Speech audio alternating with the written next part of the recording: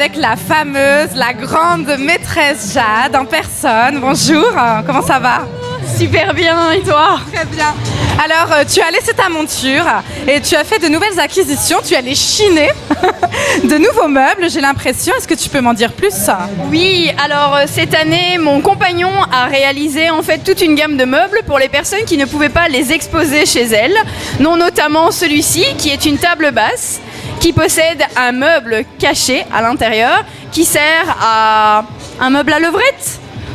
C'est possible de voir? Oui, ouais. Bien sûr. Donc lorsqu'on a en fait pas du tout la possibilité de pouvoir afficher du mobilier tel que par exemple la table gynéco juste à ma droite, Xavier Decana en fait a réalisé toute une gamme de meubles qui s'adaptent et à la décoration de la personne chez elle et à ses goûts bien sûr, donc on change tous les détails, mais qui se camoufle et qui se sécurise pour les enfants avec un système de clés. Comme vous voyez, ça se monte en moins d'1 minute et ça se démonte en moins d'1 minute.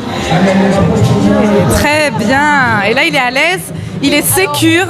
En fait, on peut venir du coup entraver les poignets, les jambes ainsi que le torse. D'accord. Du coup, pouvoir lui faire subir toutes sortes de sévices plus ou moins douloureux ou doux. On met en avant le côté préventif, donc tout ce qu'il ne faut pas faire, tout ce qu'on ne doit pas faire. Tous les risques qui peuvent arriver. On a essayé en fait de contrecarrer un peu les mauvais côtés de 50 nuances degrés.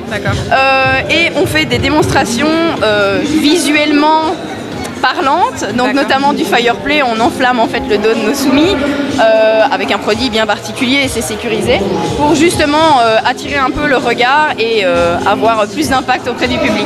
Tu me disais tout à l'heure hors caméra que les neurologues, les neuroscientifiques s'intéressaient peut-être aux pratiques sexuelles.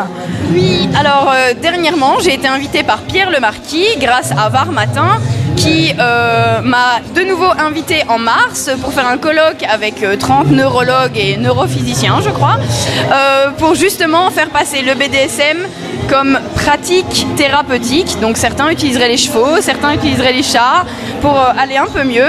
Moi, en fait, j'explique que sur certains types de personnes, le BDSM, c'est-à-dire le fait ou d'obéir et donc de se soumettre, ou alors clairement l'acte physique, donc la douleur ou un fétichisme particulier, épanouit les gens. Je suis